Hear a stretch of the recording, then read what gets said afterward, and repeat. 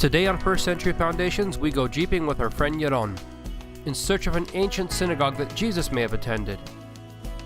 And Karen visits with Wayne Hillsden of King of Kings in Jerusalem, and it's all coming up right now.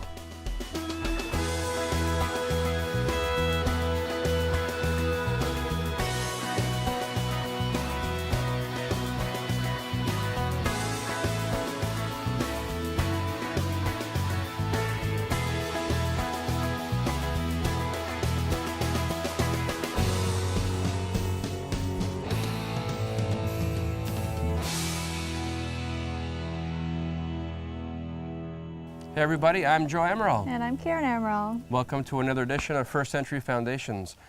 Today we're at a spectacular place. We've been here in the past, but we decided to come here and talk about, I think, a question that people don't think about a lot. As Christians, we say, hey, we're going to church on Sunday, Right. and we think of Jesus as the one, going to church on Sunday as well. So we want to ask the question, did Jesus go to church?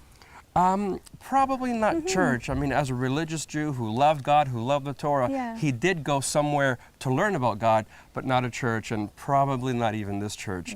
The scripture is clear, and it talks about him going to synagogue, and sometimes we even miss that. Yeah, well, we find here in Luke 4, verses 16 through 21, Jesus went to Nazareth where he had been brought up, and on the Sabbath day he went into the synagogue. No, it says he went into the church, no? You're funny. No, it says he went into the synagogue as was his custom. Yes. He stood up to read, and the scroll of the prophet Isaiah was handed to him. Unrolling it, he found the place where it is written, "The Spirit of the Lord is on me, because he has anointed me to proclaim good news to the poor. He has sent me to proclaim freedom for the prisoners and recovery of sight for the blind, to set the oppressed free, to proclaim the year of the Lord's favor." Then he rolled up the scroll, gave it back to the attendant, and sat down. The eyes of everyone in the synagogue were fastened on him. He began by saying to them, "Today this scripture is fulfilled in your hearing." Wowzers, could you imagine a man, a mere person, getting up in a synagogue in front of his fellow countrymen, his family, as was the case in Nazareth, and making that claim that I'm the one who has come to do all these amazing things that the prophet said? I mean, I can't imagine what it must have been like. Well, we want to find out, if he didn't go to church, where is it that he went? So on today's show, we're going to look for the oldest synagogue that we can find and try to answer the question, did maybe Jesus go to this one? So I'm going to be looking for an old church, an old synagogue. So while you're looking for the ancient, I'm actually going to be looking for the new. Very cool. Yeah, I'm going to be visiting with Wayne Hillsden at King of Kings Community in Jerusalem and having a visit with him and finding out more about what he does. That's awesome. So guys, stick around. We're going to have an exciting program. We'll be back. One thing that I've learned in Israel is that to find anything, you need to know the right people. So today I met up with Yaron, our jeeping guide, to go off-road to find some synagogues. Now listen, I'm hoping you can help me out. Today, we're trying to look for a church, a synagogue that maybe Jesus would have been to. And so we're here in Tiberias, right on the Sea of Galilee. Do you think that we might be able to find one that he may have attended? We can check, we can search for that. We can check. We have some from the 4th century, 3rd century, and we have some from the 1st century. That's the one. We will try to find all of that together. All right, man, let's go. I'm excited to find this. Okay. Awesome. Let's go. Although our trip started off on nice paved roads, it didn't take long for Yaron to find a rough one as we traveled to our first stop, an ancient synagogue in the Galilee. Hey, And how this are you? is our tour guide. How you doing, buddy? Fine, thank you. Good, How are I'm you? Hi, Shai. Hey, Ellen, how are you? So your name is? Shai Shupak. Shai, okay. You're gonna tell us a little bit about this place here. I'll tell you why we're here, first of all. It's a hard place to get to, so you have to really want to find this place. We're hunting for one of the oldest synagogues in this region. We're trying to get back to a 1st century synagogue and try to get as close as we can. So how close are we coming here? Are we off by a year, 50 years? It's a good chance to find it here. Let's go and see what you can see inside, and then we'll see if you got to the right place. All right, man, that's awesome. This is beautiful down here. Yes. Was this this isn't as is, they had to reconstruct a little bit, right? You can see the numbers This that are whole everywhere. thing was, if you can imagine, 2 feet underground. Oh, okay. And this whole thing was rediscovered just in the past few years. It was all underneath a big balagan, a big mess over here of stone. So what you can see is really a new dig that happened just a few years ago. Oh, that's and when incredible. they dug up this shul, what you Yeah. can see is the corridor, or maybe the porch, the entrance porch to the shul, and I want to to the synagogue, and I want to show you a very interesting thing that you can see over there, and that's that stone. You can see a very interesting picture of a lion Yeah. eating some kind of an animal. To me, the lion looks like he's eating like a lamb or a goat. To me, it looks like one of those kind of little curved shofars that we saw the other day. A very interesting piece of art, but the most interesting thing, that it wasn't even outside. It was behind the stairs that you can see right here. Oh, so it was covered. Exactly, it was It covered. is inside. Yes, it was inside. Inside. As you can see, this one over here, okay, that one was inside a bit more, and it was covered by a stone, by a step going up. Now, would I be correct in guessing somebody made this and said, oh, there's a figure on it. You might not want to have that out in the open. And that's what they thought. one Interesting. In a synagogue, of course, you won't see faces, although when you walk around, you will see faces, and you'll have to come to a conclusion why. Yeah. But here, it might be that this stone was used in a different place Okay. and brought here later on to be reused. And because of that, here in the shul, they've covered the faces of the animals over here. I want you to show you one of the most interesting windows of the synagogue, and that's this round window that you can see over there. And if you look on the top, you'll see another figure. Really? Is it kind of a cat? Is it kind of a Hard to lion? make out. It's amazing. Come from this side. Yeah, if you'll stand over there, you can see it very clearly. Oh, is it an owl? So it could be an owl, but the 2 feet are kind of an animal feet and not of a Almost looks bird. Aztec. Not kind of a It bird. looks like a Native American Exactly, it Aztec looks or very something. interesting, right? It Yeah. doesn't look Jewish, it looks more No. pagan in a way, right? So this is one of the entrances to the shul. As you can see, there was the main entrance, and we are coming from the side entrance. Okay, now 3 entrances, from what I've observed, is kind of a standard amount of doors. I've seen other synagogues. Could be. There's been a main one and then 2 side ones. Exactly. What was the purpose of a shul during that time, 1st, 4th, 5th century? So you asked 2 questions, and I'll try and answer them. I did? Okay, Yes, you sorry. did. The first one was, what is a shul? In Yes. Hebrew, a shul is Beit Knesset, meaning the house of gathering. At the first temple period, okay. they did not pray or do anything. They read in the Torah. That it was a gathering place for the whole community to sit, a place to come and meet, like a community center in a way. And that's really Okay. the name of a shul, Bet Knesset. In Hebrew, you call a church Knessiyah, that you can hear the similarity between a okay. Bet Knesset and a church, a Knessiyah.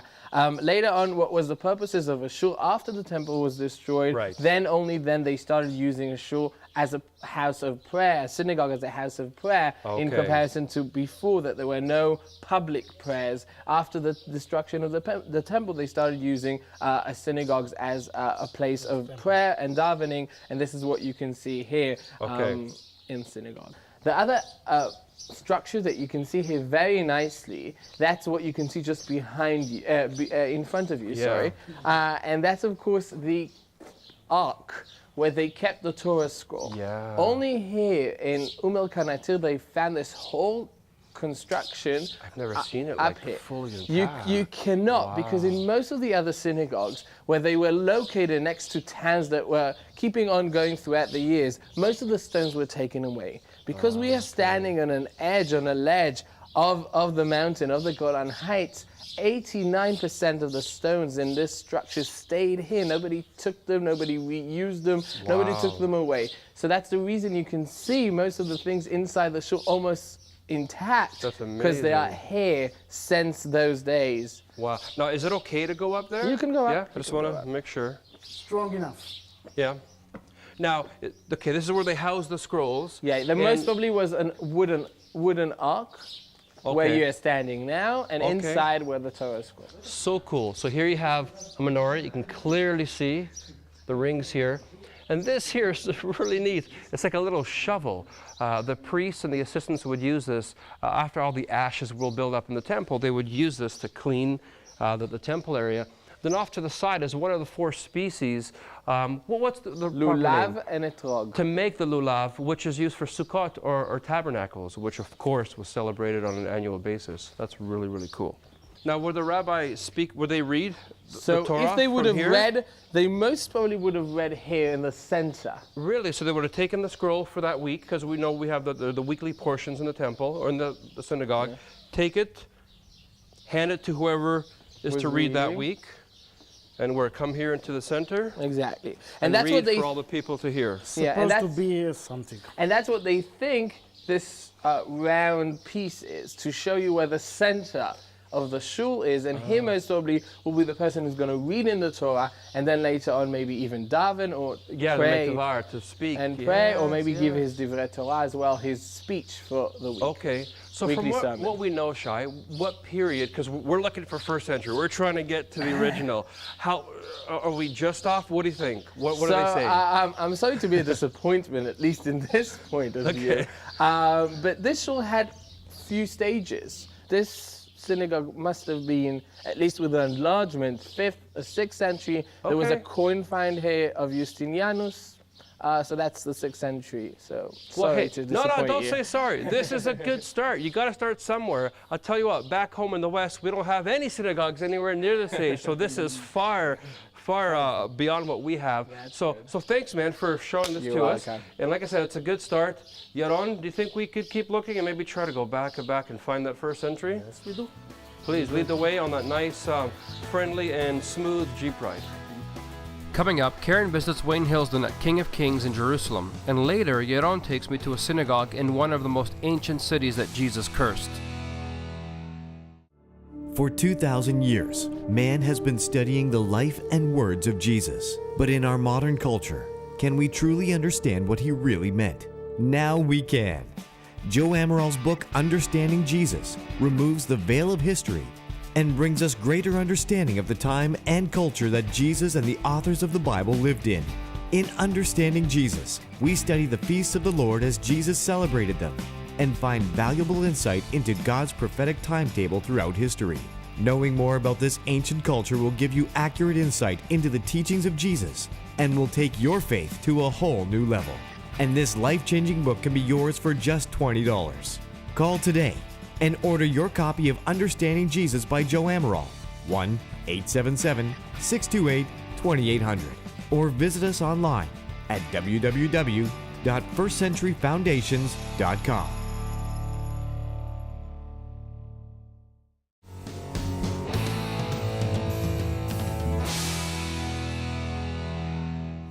We're here at King of Kings Community with Wayne Hillsden. And Wayne, can you tell us a little bit about what King of Kings Community is all about and what you do? And King of Kings started actually almost 30 years ago.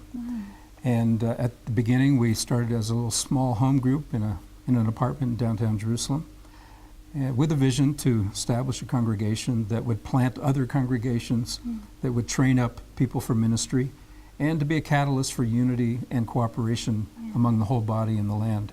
So the congregation, King of Kings, is like our launching pad. It's our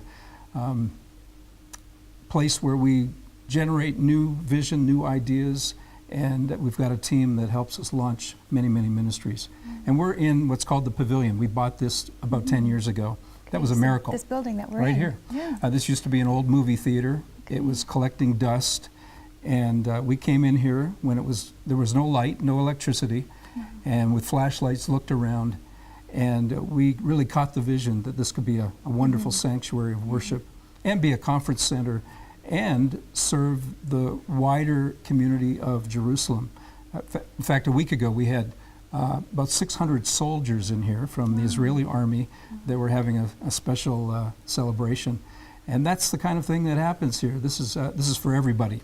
Awesome, awesome. So you're finding that you're reaching out to the community, and I hear that there are some really special things that are going on in the building as well.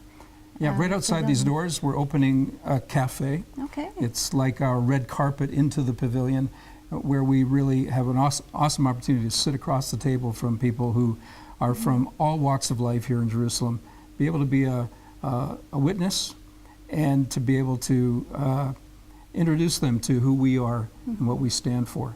Also, there were 2 pornographic shops right outside our door, right at the entrance. Wow. And this was something we weren't, not only were we not happy about this, but other retailers in the building saw that they were losing business because of the image of this building. we were able to purchase those and now establish a whole new ministry in those facilities. We're about to open a counseling center That's awesome. in one of these former pornographic shops. That's a great way to turn a curse into a blessing. Definitely, definitely. And so how can the believers in the West pray for the pavilion and pray for the King of Kings community? Well, we'd love to have their prayer for this place to be on fire with the presence of God and the Holy Spirit. I'm preaching a series right now on the Holy Spirit, believing that God is going to pour out His Spirit afresh in Jerusalem as He did 2,000 years ago on the day of Pentecost. And so we need that prayer support as those 120 were gathered in the upper room waiting for the promise of the Father. It would be awesome to have people from all over the world praying for the outbreak and the outpouring of the Spirit and see revival come again to Jerusalem. Well, thank you, Wayne, for sharing with us. And if you would like to be involved in prayer for Pavilion and prayer for the King of Kings community, log on to our website at www.firstcenturyfoundations.com. Click on our ministries page and you can learn more about Wayne, you can learn more about this ministry and who they reach out to, and how you can get involved, how you can help by supporting them in prayer and supporting them financially. Thanks and stay tuned. To make a donation or learn more about this ministry and the Israel Prayer Watch, visit us online at www.firstcenturyfoundations.com or call 1-877-628-2800.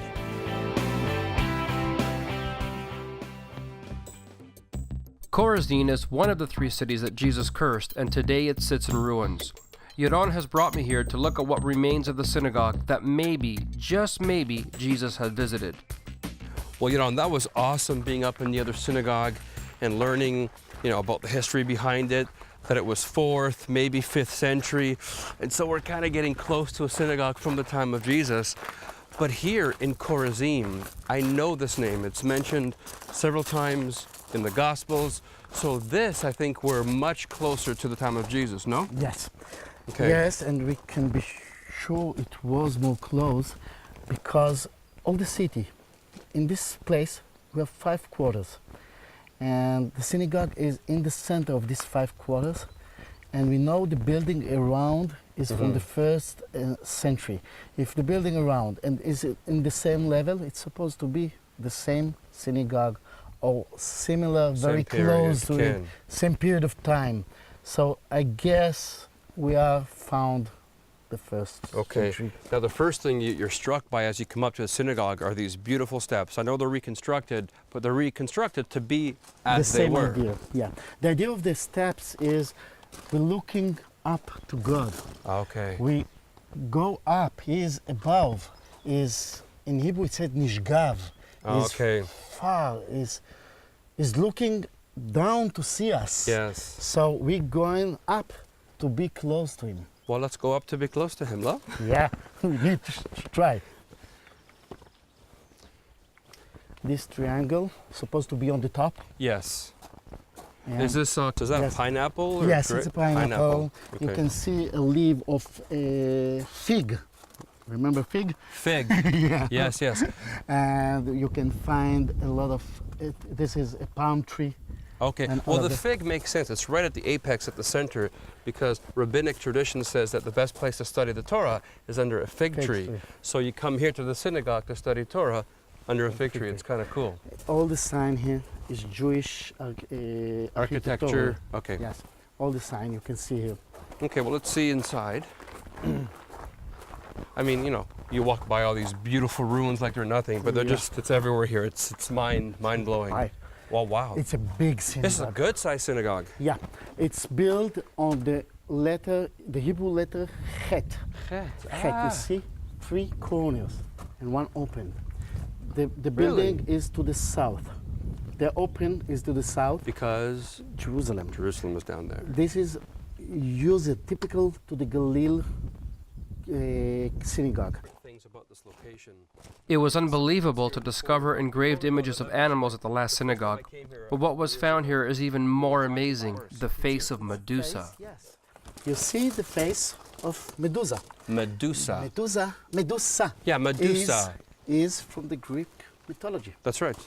She was, one version, she was a very pretty person. but when you see her face, you became stone. That's right, turn to stone. The second option, she was nightmare of person. Her look, her hair was snakes, and she looks awful. And again, the same ceremony. If you look at her, you became a stone. Okay, so all this doesn't sound very Torah related to me. No. I don't hear the story of God anywhere. But this is a clear violation, lo, of Influence. of the command to have no human images.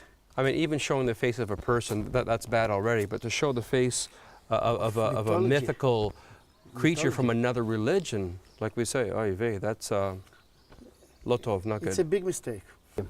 So I think it's safe, based on what we know from the Gospels. It says that Yeshua, Jesus, went around preaching the message of the good news to the Jews, to the synagogues, all around the Galilean area.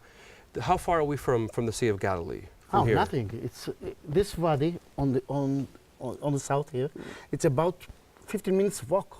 Okay, so if Jesus is based in Capernaum, on the northwest kind of side on the Sea of Galilee, It's downhill. it's very, there's a strong, we can't say X marks the spot, he was here, but there's a very strong chance based Yes. on how the proximity that he came. We know he came to this village. If this is the exact synagogue he's preaching, I don't know. We can't know for sure. But I think it's the only one in Korazin. It's the only one in Korazin, and it's the biggest one. Mm-hmm. And it's a big one, and we know he preached. So I guess this is the place. So when we started the program today, we were on a hunt, we were on a quest, trying to find a first century synagogue that he went to.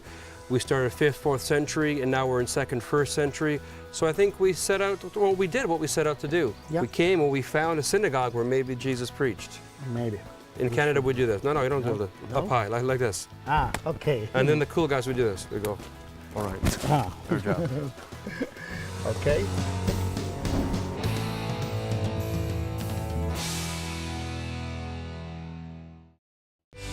God's Holy Days, the new DVD teaching series by Joe Amaral.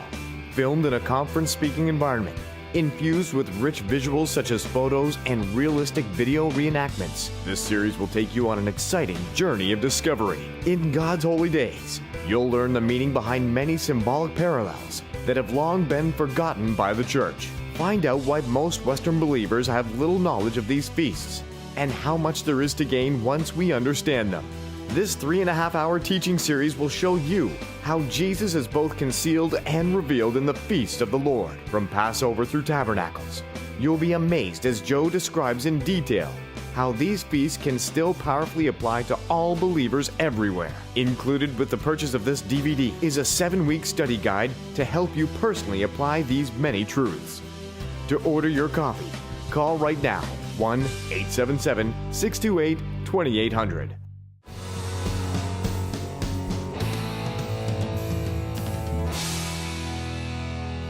Man, we had so much fun making this episode. I think we accomplished what we set out to do. We're trying to find not the synagogue, that Jesus went to. We're not looking for the X marks the spot. But Right. A synagogue like he would have gone to. And we went to the synagogue from the 4th or 5th century. And you could have taken the easy way, and there's some nice steps that go down, but instead we decided to go there via Jeep with our friend Yaron. Oh, you always have a good time with him. Oh, Yaron, and I say this with all respect, he's crazy. I love him, but he's crazy. Now, there was a really neat picture that you posted on your Facebook page that I saw. Yeah. Can you tell me about that? That was really neat looking. Yeah, well, let me throw a little plug for the Twitter and Facebook. Go to firstcenturyfoundations.com, and there's a link that Karen's placed there for our Twitter, our Facebook, our YouTube channel, and there's also a backstage pass, an area where you can go to see stuff that didn't make it into the body of the show. All the fun stuff, yeah. Yeah, the fun stuff, and we have the best. The best guys in their field, amazing archaeologists and experts and historians, and we do these segments. We shoot all day. You guys, you have to understand how much you have to shoot to make a 28-minute program, and there's so much extra good stuff, not just filler, that we can't put into the body of the show. And so that's on the backstage pass of the website. But asking about your question, in this ancient synagogue, there was this I forget the Hebrew word, but where they keep the Torah scroll, and you go there on Shabbat and you get it.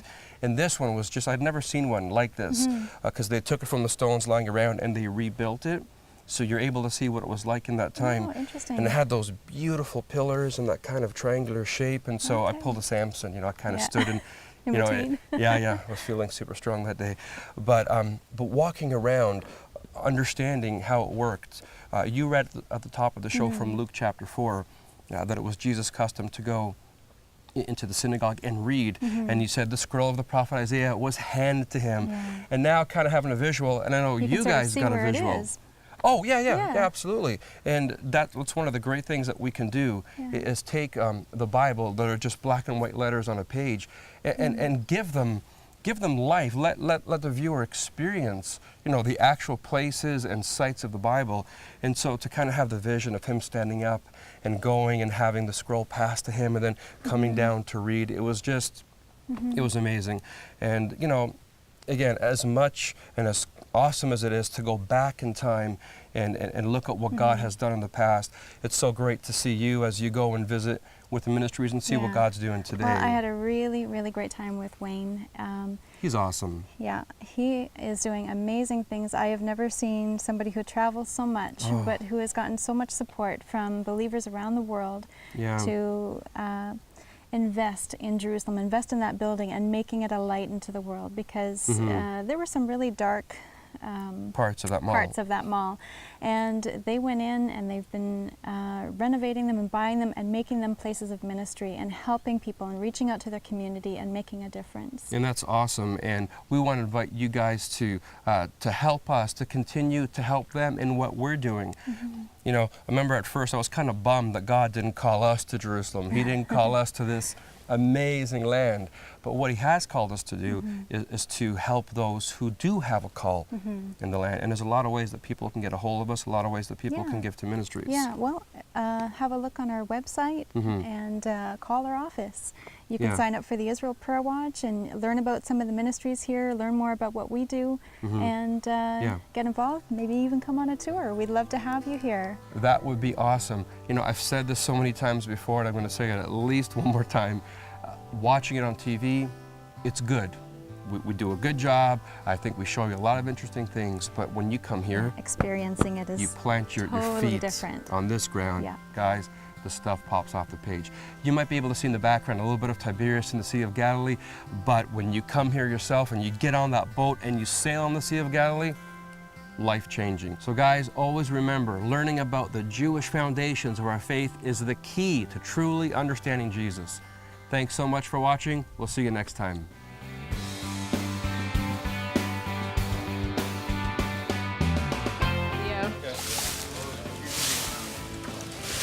You see this? Even when I come to Israel to host a national TV show, I still get the broom. I'm still asked to do the cleaning.